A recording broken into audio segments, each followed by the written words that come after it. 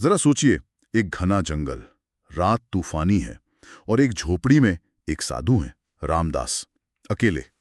और तभी दरवाजे पर कोई दस्तक देता है। सामने एक लड़की खड़ी है, भीगी हुई, डरी हुई सी, नाम अनीता। वो कहती है भाई कुछ लोग उसके पीछे पड़े हैं, उसकी इज्जत खतरे में है, और वो पास के ही कामराज नगर के राजा विक्रम सिंह की बेटी है। साधु उसे अंदर आने देते हैं। तो कहानी की ये जो शुरुआत है, ये अपने आप में एक अजीब सा माहौल बना देती है ना? बिल्कुल। और ये सिर्फ माहौल की बात नहीं है। देखिए, ये कहानी के जो मूल में तनाव है ना, उसकी नींव रखती है। एक तरफ साधु का वो शांत नियंत्रित जीवन, और दूसरी तरफ बाहरी दुनिया का ये अचानक अभावनात्मक दखल।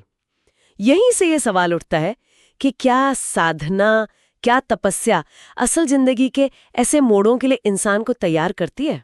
हाँ, सही कहा आपने। और कहानी आगे बताती है कि साधु रामदास के मन में भी एक हलचल सी मच जाती है। सालों से जो भावनाएं दबी हुई थी, वो जैसे जाग उठती हैं। वो खुद सोचते हैं, ये रात कैसे कटेगी, मैं खुद को कैसे रोकूंगा। यहाँ इंसान के अंदर का जो द्वंद्व है, वो साफ नजर आता है। हाँ, और ये द्वंद्व बड़ा दिलचस्प है। ये सिर्फ वासना या संयम की सीधी लड़ाई नहीं है। ये साधु का जो अपना बनाया हुआ संसार है और अचानक जो हकीकत सामने आ खड़ी हुई है, उसके बीच का टकराव है।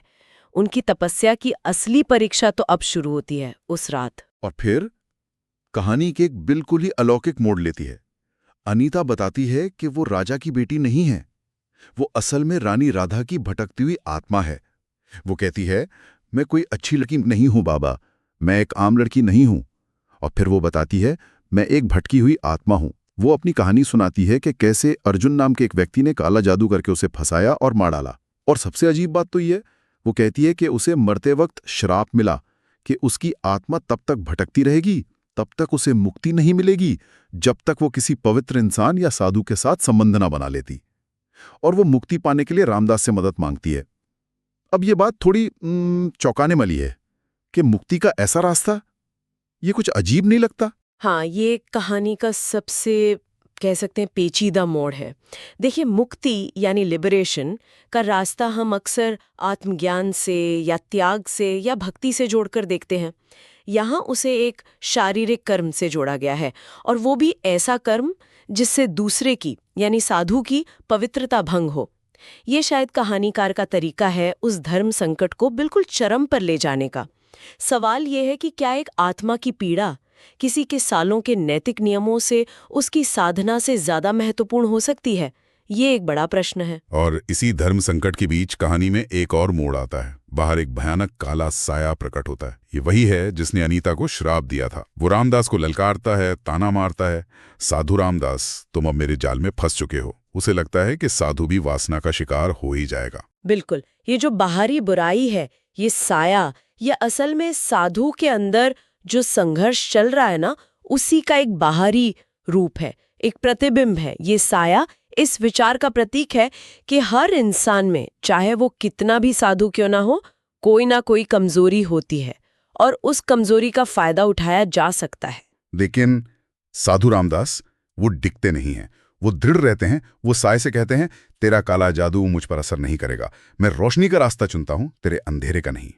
और वो अनीता से भी सवाल करते हैं कि वो क्यों उनकी पवित्रता छीनकर अपनी मुक्ति पाना चाहती थी। ये जो चुनाव है साधु का, ये बहुत महत्वपूर्ण लगता है मुझे। हाँ, बिल्कुल महत्वपूर्ण है। ये सिर्फ सही या गलत का चुनाव नहीं है। ये बाहरी दबाव, वो साये का दबाव और लड़की की विनती, इन सब के बीच अपने आंतरिक मूल्यों पर टिके रहने का चुनाव है। साधु का ये कहना कि मैं रोशनी चुनता हूँ, ये दिखाता है कि सच्ची शक्ति शायद परिस्थितियों पर बस प्रतिक्रिया देने में नहीं है, बल्कि अपने सिद्धांतों पर टिके रहने में है, नतीजा चाहे जो भी हो। और इस बात का, साधु के इस चुनाव का अनीता पर गहरा असर होता है। उसे अपनी गलती का एहसास होता है। उसे समझ आता है कि वो मुक्ति के लिए गलत रास्ता अपना रही थी। और तभी उसमें जैसे एक नई शक्ति जाग उठती है। वो कहती है, ये मेरी लड़ाई है और अब मैं इसे खुद लड़ूंगी। और फिर वो अपनी पूरी शक्ति लगाकर उस साये का सामना करती है और उसे नष्ट कर देती है। हाँ, और यही इसी बिंदु पर कहानी का सार छिपा है, मुझे लगता है। देखिए, पहले अनीता अपनी मुक्ति के लिए किस पर निर्भर थी? साधु पर।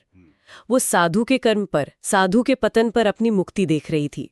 लेकिन अंत में उसे मुक्ति तब मिलती है जब वो जिम्मेदारी खुद लेती है, जब वो अपनी लड़ाई खुद लड़ती है।